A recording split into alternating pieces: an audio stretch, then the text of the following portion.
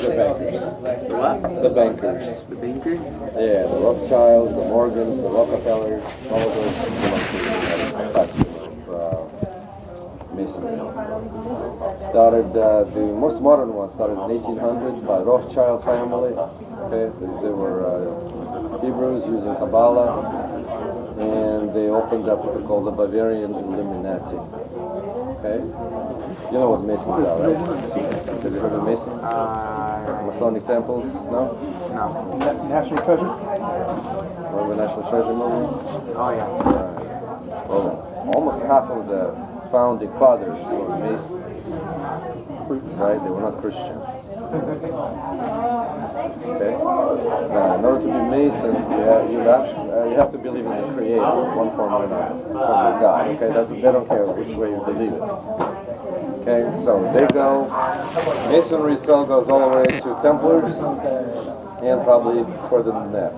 The original Illuminati started about 6,000 years ago in Iran.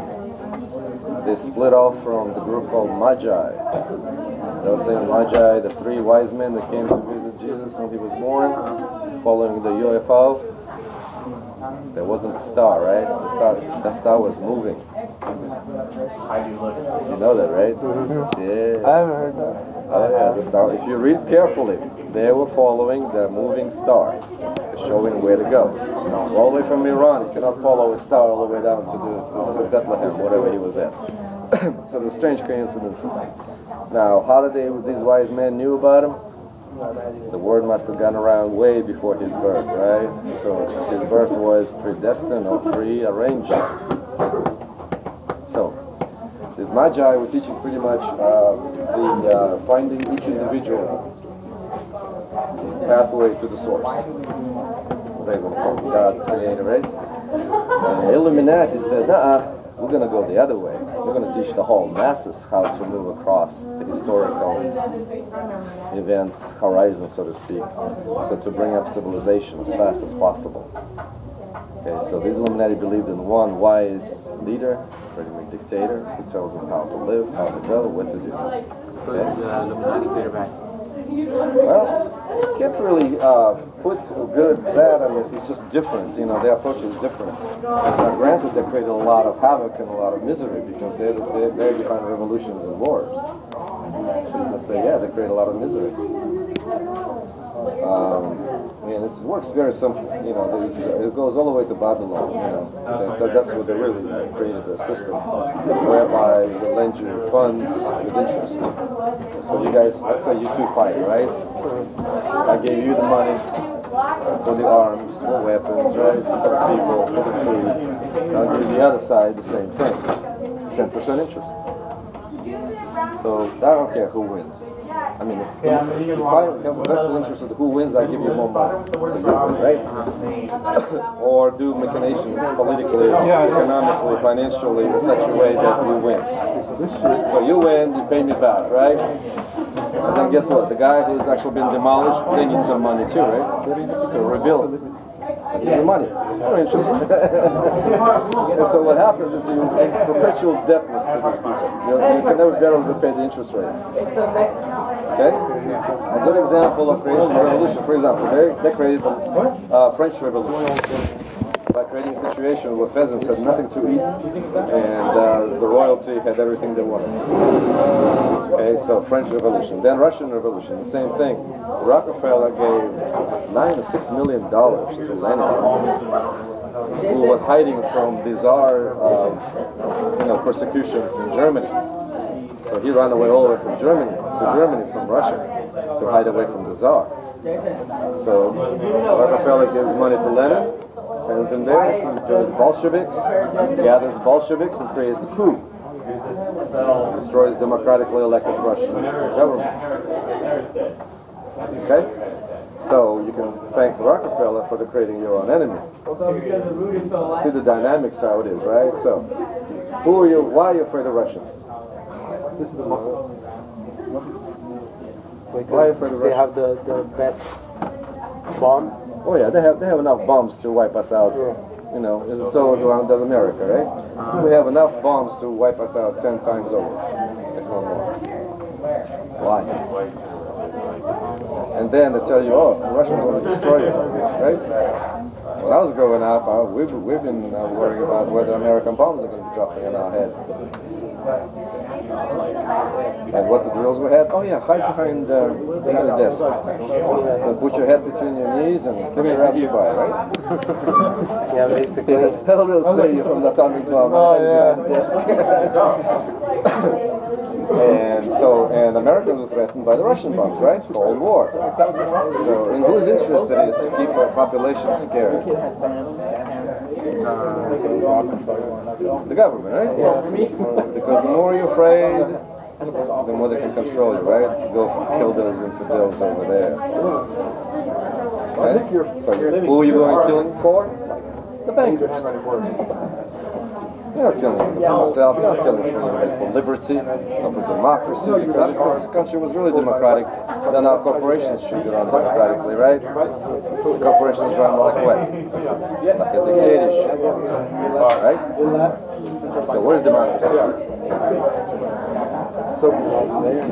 Senate, when 50, we have 50-50, right? Majority is supposed to rule, right? So 50 to 51%, we should pass the law, right? There's a legislation on the docket, right? 51% passed it, right? No, the minority with the filibuster. Republicans, for example, right now. So what they're playing now is in the hands of Illuminati, creating strife in the country.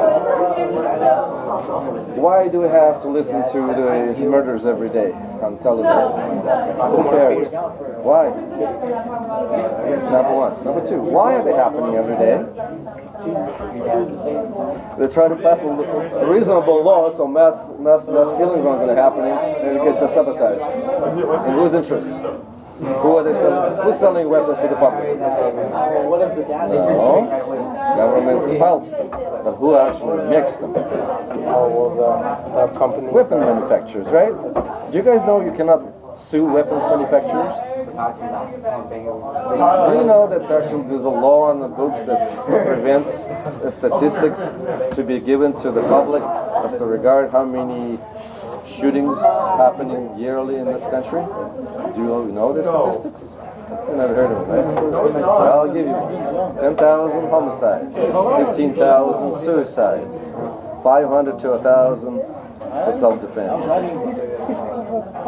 So, how many people were lost in 10 years in Iraq and Afghanistan? Do you know? How many? Say about 10,000. So it's 1,000 a year, right? How many we lost in 10 years in this country? About 900,000. Of almost 1 million people. So where's the war going on? Here. Who's instigating it? The government. Why? You're too busy fighting each other, skirmishing with each other on the streets. They don't pay attention to the real things that happen on the planet. You don't even get in full news what's going on the planet. The news is being very selective. This is the pattern of what the Soviets were like, where the way they're controlling is through information. So this is Illuminati ways of doing things, because really the power in the government's hands is nothing but information, knowledge, right? So what's the best way to rebel against authority?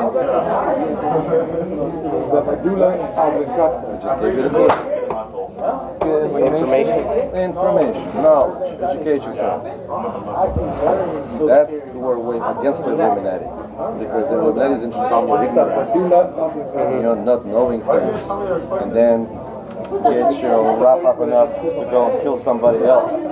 But you cannot kill somebody else. You kill somebody else means you kill a portion of yourself. There is a critical mass of people you can kill before you're actually dead inside. I've met people like that. When you look at them, you are looking at the person as though they were dead. The only difference is between them dead and that they're still breathing. But when you look in their eyes, it's like I was looking at the dead person's eyes. There's no soul, there's no thought, no idea in your eyes. Just like dead. Just like looking at them, nothing specifically. I've met prisoners in Russia that were the same way. I met one Afghani vet, and he was in the special forces. Well, regular actually, it says whatever. As soon as you come into Afghanistan and you're a rookie, the first thing, your initiation is, the officer tells you, I want 2 Afghani heads tomorrow. I don't care who they are. Children, women, men, I don't care. Bring me 2 heads. That was his initiation. And when you look at his eyes, he's a dead man. There's nothing inside. Dajaweens are the same thing that Muslims are battling the Sudanese blacks, right? The Christian blacks versus Muslims. They have the same thing. They have killed so many people now. Most of them are dead looking in the eyes. Statistics in this country. They found that in gang warfare, when you shoot somebody, 2-3 years later, you get shot too. Remember the karma? Remember? My name is Earl. Be careful. What you do unto others come back to you tenfold. Okay. So, in order to stay away from good, bad, God, devil, whatever, right now, instead of I should say antagonistic approach between the opposites, we need to have a dialectic. In other words, we have to fuse it together. Have a collapse this dichotomy that we live in. Only then you have a chance to ascend anywhere. Because really, after all, there's no such thing as bad or good. Because everything is relative. If you look at historically, what used to be bad historically, now it's good. And vice versa. So it's all relative. All right, guys, you're doing great. Keep going. I don't want to interrupt you any more than I have to. Okay? No. Right now, let's do it.